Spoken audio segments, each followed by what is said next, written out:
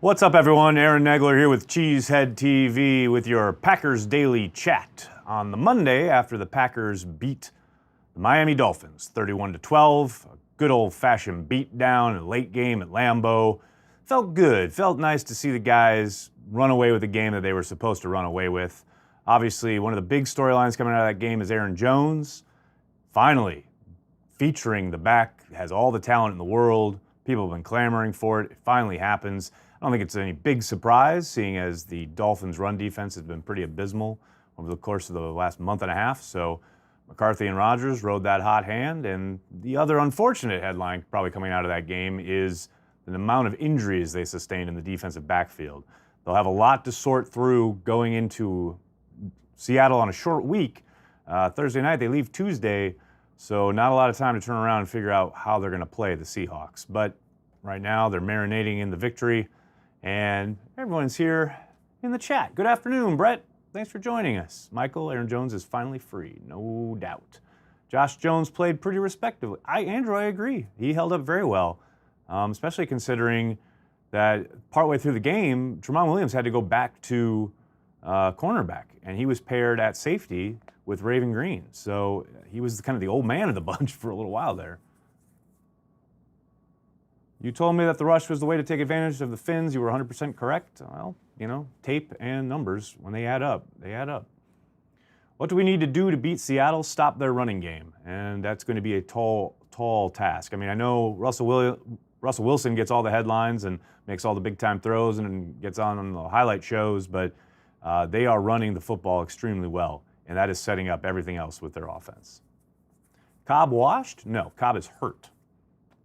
He tried to come back too quickly from his hamstring injury, undoubtedly because people on the internet keep asking if he's washed. Aaron Jones. How did Raven Green look? Very good, Spicy. I'd still want to see the coach's tape. It's really hard to get a true gauge of a safety's play from the broadcast, but early returns are good. Raven Green is the man. Yes, he is. Breland and Alexander said they are fine. Well, Caden, I would only caution you, yes, they both said that they could have or would have come back into the game had it been necessary and or the coaches had allowed them to. I'm pretty sure Jair Alexander should be available on Thursday. With Breland, I would caution there's a chance he might be held out. You never really know. It comes to injuries. Now, obviously, the signs would be good, saying that he wants to come back in the game, etc. But we've seen guys say that before on a Monday, and then, you know, especially on a short week, you get to game day on Thursday, they could have him down. Jimmy Graham blocked quite well. I'm surprised. He was better than usual. I'll give him that. And as I said in this week's edition of Mike's Best and Worst, went up earlier today. If you haven't seen it, make sure you check it out. I thought a big key to what the Packers did on offense yesterday was about the running game with the use of the two tight ends. Both Graham and Lance Kendricks played over 60% of the snaps on offense. I don't think that's, you know, a big, that's not by chance. It's obviously by design. They saw what the Dolphins presented defensively and took advantage of it. Jordy retiring. Michael, no, not according to Vic Tafur. I don't know how you pronounce his last name. The Raiders beat man out there in Oakland. He said that would be news to Jordy. So I don't think the musings of a radio host should be taken too seriously, although it is amazing how that caught fire today. Now, maybe it ends up being true. I don't know. But according to Vic, who I trust implicitly with his coverage of the Raiders, Jordy is not planning on retiring. Nags, did you catch a hangover today? Please, no. I mean, I was a little tipsy there at the end of the watch party, sure, but hangover worthy? No, not even close. Was that block punt on Scott at all? I would think no, but you never really know as far as what his coaching points are, the get off time, etc. It didn't seem like any of his mechanics were really different, but I'd have to really go back and break it down, which I have not yet done. With a million things to do on Mondays. Jones took 40% of his carries, 10-plus yards. Kid is good. This didn't quite feel like the get-right game the Packers needed. Patrick, what game were you watching? I mean, the passing game still struggled, sure, but man, they put up 31 points and they completely kept them out of the end zone. I mean, I don't know what more do you want? I mean, it can't all be Steelers putting up 52. Sorry. Special teams still a liability. Brandon, you are being kind. The special teams are a joke. The best thing that happened yesterday, obviously, on special teams was the fake punt. Kind of a get back for the one they allowed, but overall, the special teams are just a complete train wreck. And it's become more and more clear that Ron Zook has got a job because of A, his name, and B, his relationship with McCarthy. And other than that, I don't know what he brings to the table because nothing's getting cleaned up, and if anything, it's getting worse. Jackson did not play that well. Thoughts? Well, Caden, I thought it was pretty clear that they started targeting him. They went at Jair once or twice early, but then they went after Jackson almost exclusively for good reason. He hasn't played a whole lot. He's still a rookie, still learning. I thought there was one, man, you would have liked to, it sure seemed like he should have had an interception. He was in perfect spot, ball thrown right to him. That's why you're on defense, I guess. But yeah, no, he's still young, still early. Not everybody can be Jair Alexander. They're not going to step on the field and get it instantly. So he's going to take his lumps, and we saw that last night. Did you think Scott punted well in cold weather aside from the block? I did, Birdman. He had a nice one inside the 10. I thought overall he did a good job. Really looking forward to Trevor Davis returning. Eric, you and the Packers both. They desperately need someone to light a spark in the return game. Let's head over to Twitter for a second. Just a little bit. See what's on the minds of the people on the tweets. John starts us off with, no doubt Rodgers hasn't been himself so far this season. However, do you think at times it gets a bit exaggerated? He never has, nor will he ever, hit every throw of every game. Now that he's struggling, every miss is under a microscope. John, I hear what you're saying in regards to every throw being kind of magnified. But look, when you have been as excellent as Rodgers has been for so long, it used to be, you're right, he didn't hit on every throw, even when he was winning MVPs. He would miss one or two a game, and that's only natural for every quarterback. I mean, even quarterbacks that are lighting it up this year, whether it's Drew Brees or Patrick Mahomes, etc., they still miss throws. But it's the way he's missing throws. It's the lack of fundamentals. It's the throwaways when there are guys who have a chance. Those things are uncharacteristic and deserve, to my mind, to be scrutinized. Because they literally did just pay this guy, gave him the biggest contract in the history of the game. I think a little scrutiny is okay. That's just me. Uh-oh. What was that? 2 backup tackles that stonewalled Clay this weekend? Say what you want about Fackrell being the inferior talent. He is. But you can't deny his production is there when the higher paid guys around him haven't been. Robert, you absolutely nail it there. I wrote on Gut Reactions that he is outplaying Nick Perry, no question, when it comes to Fackrell. I think Clay still does a good job of disrupting the pocket at times. He did get a little bit of extra attention yesterday. Yes, he was going up against a backup tackle, but he was also subject to some chips from tight ends and running backs. Nick Perry, meanwhile, even prior to the injury, was completely invisible. So yes, I think Fackrell is giving them a hell of a lot more than probably anybody expected, certainly more than Nick Perry is. Why is it doing that? How useful could Graham be in the film room since he played for Seattle last year? Andy, a little bit, I think. I mean, they've changed offensive coordinators, so that aspect will be kind of negligible, but he knows some of the personnel. He knows tendencies. He knows Pete Carroll. So I think a little bit, although I don't think it'd help a ton. I don't think it's going to be a difference in the game, but every little bit helps. Hey, from Germany, what's up? Do you think that Raven Green was the discovery of the game, not just because of the fake punt? I don't know. I think anybody who was in attendance during training camp, saw those practices, watched preseason, you knew the talent was there. It's just a question of how he was going to respond when thrust into extended action. And I tell you what, the first kind of reviews are pretty good. I'm not ready to say he's arrived or anything. I mean, all it's going to take is one offensive coordinator to look at his film and try and scheme up something to take advantage of him. And then everyone's saying, oh, no, Raven Green, what happened? So it's baby steps. It's his first action, but the early returns are good. And as anyone who's watched this chat or followed me online for any length of time knows, I really like this kid. I think they have a player there. Let's hope he kind of continues to develop. You liked what you saw yesterday.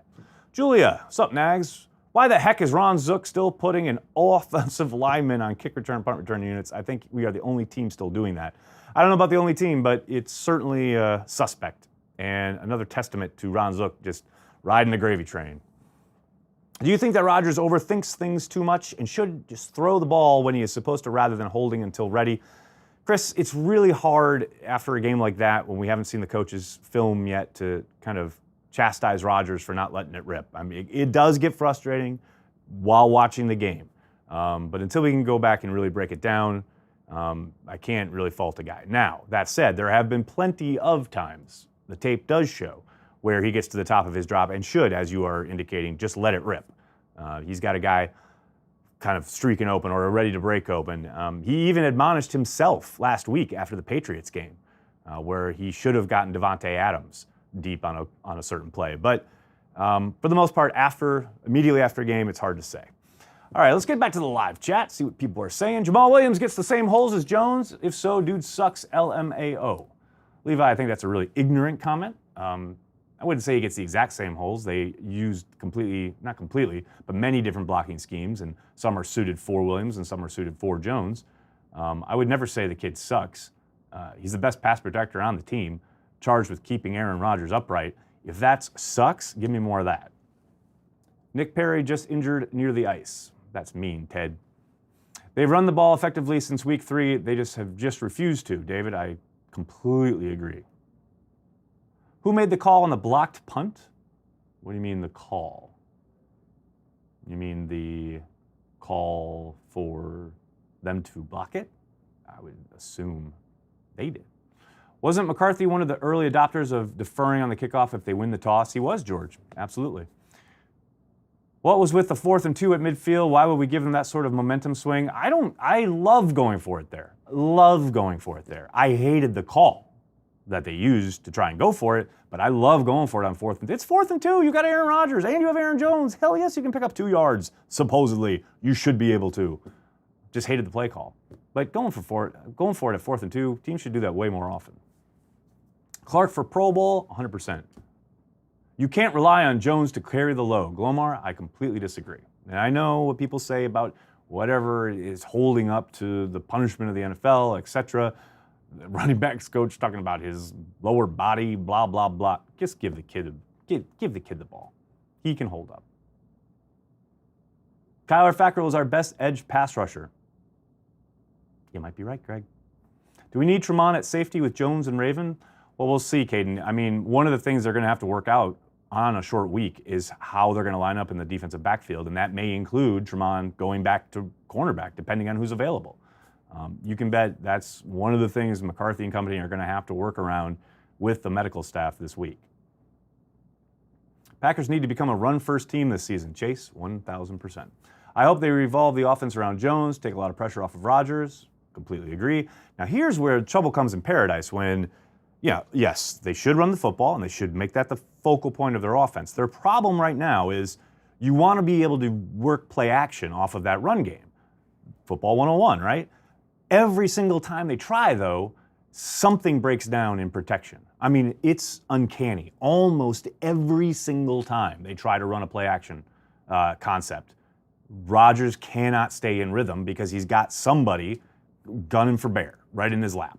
I mean, it's crazy. Go back, if you could do a cut-up of all the play action plays, almost every time, he doesn't have time to set and stay in rhythm. It's really unfortunate because that's the one real easy / obvious way that you could get Rodgers in a rhythm and maybe get him out of this funk is that if he's got some play action concepts that he can, use his fake, turn around, hit a guy in stride, etc., get him in a rhythm, that might be able to break some of this holding the ball, turning things down, second-guessing what he sees. But right now, and this is not Rodgers' fault, he just has no time. He has no time to do any of that. Was yesterday a breakout game for Montravius Adams? Dude, let's slow down. I think yesterday was a good time for him to go up against a depleted offensive line. It's great that he got a sack. I'm really happy for him, but there was also moments earlier in the game where he got completely stonewalled. So, breakout game, I don't know about all that. Hello from Tokyo. What's up, Steve? How are you? Just give Aaron Jones the ball so Rodgers doesn't have to throw the ball like 50 million times. Brandon, I'm sure that is the game plan going forward. How confident are you the Pack pulling out a W against Seattle? Not very. I'm sorry, but Teams, on average, on the road, short week, going across country too, after a late game on Sunday, things do not bode well for the Green Bay Packers. However, you never know. Byron Bell was functional enough, in Nagler's words. Well, he was. And he played hurt. Any chance Cobb takes a pay cut next year and is back, still the best slot receiver on the roster? I think there's a slight chance, although if you look at the paydays that slot guys got this offseason, I'd be surprised if he didn't hit the market and try and get one last bite at the apple, so to speak. Julia asks you a lot of great questions, Nagler. I agree. Some of the best in the chat and on Twitter. Pack run defense sucks. John breaking it down. Yeah, it's been a real problem since they lost Muhammad Wilkerson. I mean, it's real. They've been pushed around badly. Give us your rant on the EQ, quote unquote, illegal block. Well, okay, I'm not going to rant because I did it in real time. Go watch the what do you call it? The watch party if you want to see the rant. But I will say, it's not illegal. I mean, it's not illegal. It is illegal. Does that make sense? Like, by the letter of the law, by the rule book, it is an illegal block. Mike McCarthy said it really well today in his press conference. He's got to block the guy in front of him, not peel back and block the guy who can't see him. The NFL is going to call that every single time. They're trying to take that hit out of the game because it does injure guys. But I tell you what, that's football. And the NFL hates football. They have evolved over time and overreacted to the fact that they hid stuff from the players for so long. Now they've obviously dealt with a massive lawsuit and they're paying out damages, etc. So they've lawyered up and they've gone overboard when it comes to player safety. But that is football. And that's one of the things that people love about the game is the violence in it. And every man on that field knows what he's signing up for. There's no one innocent and ignorant anymore on a football field, especially professionals getting paid. There just isn't. They all know what's up. So that's my frustration, but my frustration isn't going to change anything. Raji at slot next year. You think we will get Bell next offseason? You mean the running back? No. Do you think Aaron Jones will finally get the recognition from McCarthy that he deserves? I think he's gotten plenty of recognition from McCarthy. McCarthy's going to use each game plan each week to try and exploit whatever he sees in the defense. One of the big reasons I felt so confident the Packers would run the football this week was because of what Miami has put on tape and the struggles they've had against the run. But, you never know with McCarthy. Detroit presented kind of the same stuff, and he didn't exactly commit to the run that day. So, and we'll have to see on Thursday night. Why is our run defense so poor if Clark and Daniels have been dominant up front? Poor linebacker play? Garrett, some of it is linebacker play. Some of it is just really formational for me when you look at what Mike's calling, Mike being Mike Pettin. He's using a lot of two-man line stuff, kind of like Dom Capers did, and teams are countering by just running right at him. I mean, Daniels and Clark, however good they are, it's 2-on-5, Guys are sealing and getting on the second level and wiping out the linebackers and safeties. It's just hard without the beef and the talent up front to get it done. I think he wants to play that, meaning Mike, because he likes to get those athletes on the field in the defensive secondary. He doesn't want to get thrown all over in the NFL. The game is designed for teams to throw the football, and he's trying to protect against that. However, because of that, teams are running all over them. You did see, even after that initial drive yesterday, they played almost exclusively two-man line. They got to the second drive, all of a sudden, Lancaster was in, they were doing three-man lines. So I think they're going to continue to be pushed around just because they don't have the bodies up front. And it's going to be hard for them to really commit to stopping the run without committing bodies to it, 8, 9 in the box. And of course, then the better quarterbacks are going to be able to try and take advantage down the field. It's a real conundrum, and it's why Mike Pettin gets paid the big bucks. Daniel, can I get a shout out for saying all year that Mercedes Lewis should be fed the ball? How great was that play? You just know, I said this in gut reactions, you just know they were sitting there all week in meetings going, all right, Mercedes, we haven't gone to you but once all year long, right? So at some point on Sunday, we are going to run this play and you are going to be wide and open and just rumble, big man, rumble. It was so great to watch. I love that. Who's more of a threat, the Bears or the Vikings? I still got to give it to the Vikings, even though the Bears are in first place. Raven Green is the best safety in the league. Okay, Norman, slow down. People talking about me being drunk. When will the shotgun pitch play fall off Mike's Denny's menu? It worked once, I think like a year or 2 years ago, so never. Will Davis make smart decisions when returning the ball? He didn't last year. He did what he was coached to do, Alex, so we'll see. Is Jordy retiring? No, Mohammed. Not according to Vic, who covers the Raiders. How worried should we be traveling to the West Coast, which seems to be our kryptonite, on a short week? Huge advantage for Seattle staying home. Brant, yes. Monster advantage for Seattle. All right, everybody, I'm going to have to jump. Thank you so much for all the questions. I'm sorry if I couldn't get to yours. Thank you so much for joining us here. Everybody who submitted on Twitter, you guys are amazing. You come from all over the world to Cheesehead TV because we're devoted to you guys all the way, year-round, worldwide. If you're here on YouTube, please subscribe to our channel. If you're on Facebook, like us, share us, tell your friends and family. Join our Patreon if you want. We're always putting up new content each and every day for Cheesehead TV, folks. Thank you so much, everyone. Have a great night.